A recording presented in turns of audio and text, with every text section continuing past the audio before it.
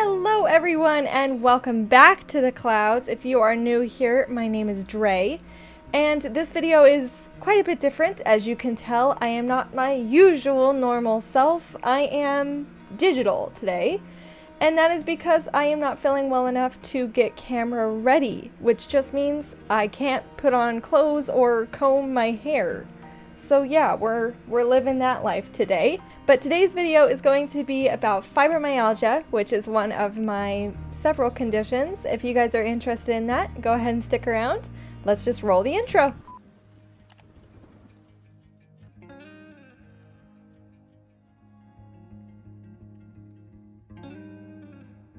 Welcome back.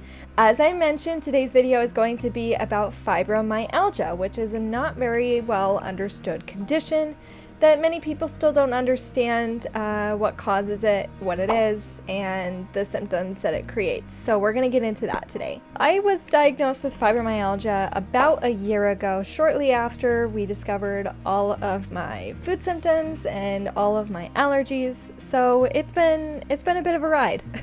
Starting off with what fibromyalgia is, it is a chronic pain condition that causes a variety of symptoms. The highlighted symptoms, however, are widespread and chronic pain in addition to mental clarity issues. The mental clarity issues are often referred to as brain fog.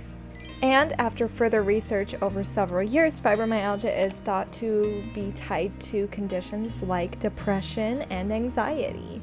Now you might be wondering, as well as I was, what causes fibromyalgia? How does somebody get fibromyalgia? Is it contagious? And the answer to that is no, it's not contagious. But we're still not completely certain what causes fibromyalgia. Currently, fibromyalgia is thought to be a neurological disorder, which affects the way that the brain perceives and processes pain signals. And because pain is so subjective and it's hard to explain to other people who aren't also feeling the pain that you're feeling, as you know, pain is also a symptom of several other conditions that have nothing to do with fibromyalgia. As a result, fibromyalgia is actually quite difficult to diagnose. And to make things even more difficult, it does not currently have a genetic test that can be done to find if someone has it. Fibromyalgia is more considered a diagnosis of elimination, to be honest. It's more of just a label that they give you when they're not really quite sure what you have, unfortunately. Now, I've had symptoms of fibromyalgia for around 6 years, and I got formally diagnosed with it less than a year ago. So, yeah. Fibromyalgia is more misunderstood by the older doctors than it is by the newer doctors, because fibromyalgia is actually a fairly recent diagnosis to be given. A lot of doctors before, when they went into medical school, I don't really think that they covered fibromyalgia, to be honest. And it also doesn't help that fibromyalgia is currently still being studied and we're still learning stuff about it, and we're still trying to learn what it is and what causes it, and there's just so many unknowns with this condition. And here's the kicker. Fibromyalgia can represent itself in over 200 different symptoms. It's pretty crazy. And they can occur in any combination. Some of the common symptoms of fibromyalgia are widespread pain, of course. Widespread pain is one of the most common symptoms of fibromyalgia, if it's not the most common symptom of fibromyalgia. Also, tiredness is a very common symptom. Depression or anxiety, as I mentioned, that one is rather related to fibromyalgia somehow, and we're still not sure how. Mental fog, as I was mentioning, brain fog is a common symptom of fibromyalgia. They also refer to it as fibro fog. Intense or moderate fatigue, I've experienced this one a fair bit in my experience with fibromyalgia, but everybody's experience is so different when it comes to this condition. It's hard to say. Trouble sleeping, I have that one, and I always blamed my anxiety for it, and I probably shouldn't have, because I probably would have gotten a diagnosis earlier. But I didn't realize that a lot of the symptoms I were having were symptoms. I thought they were just normal, but they weren't. And this trouble sleeping can be trouble falling asleep, staying asleep, or getting up in the mornings. It's pretty widespread. It's just sleeping in general is hard for somebody with fibro.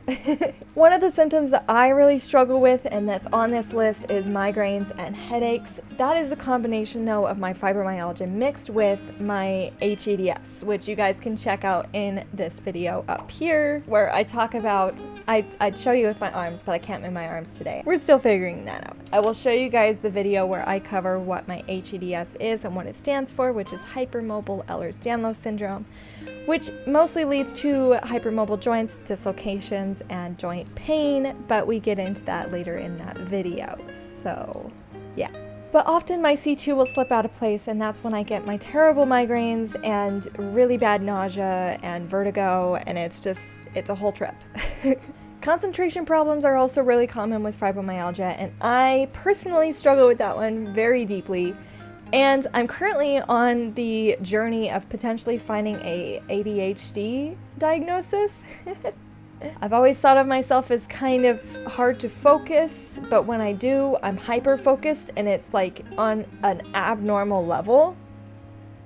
So I'll keep you guys updated on that. Trouble concentrating is a common symptom with fibromyalgia because, as you guys know, pain is rather distracting. So we're often in pain, so therefore we're often distracted. Sensitive skin is also a very common symptom of fibromyalgia, and I now have sensitive skin, but I haven't always had sensitive skin. So that's been kind of a weird journey for me, and it's also a common symptom of my other condition, hEDS, so not really quite sure who to blame there, but I'm now allergic to like KT tape and other adhesives and stuff like that. That's new. So, super fun. Numbness and tingling in the hands and feet is also a rather common one, but I didn't know about that one. I get weird sensations like I get splinters in my hands and feet. I'm not really quite sure how common that is. 40 to 70% of patients with fibromyalgia, myself included in that, suffer with symptoms of IBS and digestion issues. So that's super fun.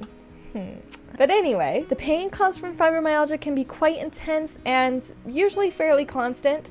We go through things called flares. A flare is where symptoms become worse, and flares can last for weeks, months, or even years. Otherwise, pain remains a constant daily companion to those who suffer with fibromyalgia. The most common places for fibromyalgia pain, however, is the neck, the back, and the legs. Personally, I find that it comes and goes in my lower back and my shoulders and my legs.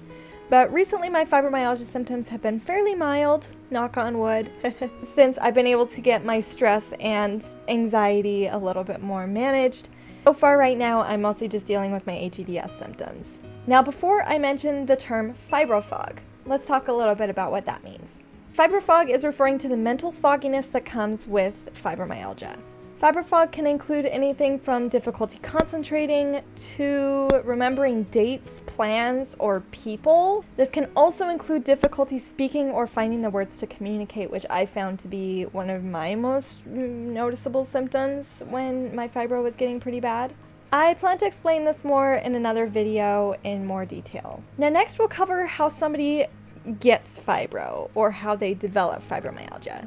So this topic is actually still a question that has not really been clearly explained or discovered, as far as I'm aware, however. Fibromyalgia is believed to be carried through genetics, though. It's thought to be quite genetic. It's also believed that those who carry a characteristic in their genetics are likely to develop fibromyalgia after severe stress or trauma.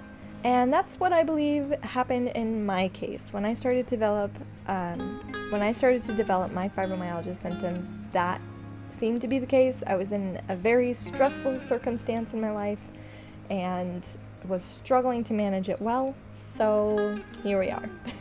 There have been occasions that, doctors have seen fibromyalgia develop in patients without any known family history of it. It's just not very common. But the question is not, is it real? The question is, why is it real? Now, lupus and other autoimmune conditions are very similar in symptoms to fibromyalgia, and it's very important to get tested for these other conditions before deciding on the diagnosis of fibromyalgia. as there are helpful treatments for those other conditions, and some of these conditions are either degenerative or even fatal if left untreated. So it is important to eliminate those other possibilities. Now, as far as today's video, that is all I had prepared for you guys. I just wanted to cover the basics of fibromyalgia and just kind of bring you guys more in the loop on more of what my health condition consists of. I hope you guys enjoyed this different layout with my digital avatar. It's been kind of an interesting process to get her made and created, and you know, I obviously have some hair graphics to work out. They're not quite there yet, but they're getting there. But anyways, thank you guys so much for joining me today. I hope this has helped you understand more about this condition for yourself or for a loved one, because honestly, it's something that we really do appreciate. As someone with fibromyalgia, I really do value and appreciate people going through the effort of learning about my conditions, because I know that they are complicated. But like I said, you guys, thank you so much for being here. I hope you guys have a great day. Thank you for learning something new with me or learning something more. And I will leave you guys with this as always. Resting is not laziness, it's medicine. Bye! The question is not, is it real, but whether. Oh my gosh, whether. Okay. And my focus is just all over the place today. I really apologize for that. I can't remember what I was saying. This is embarrassing.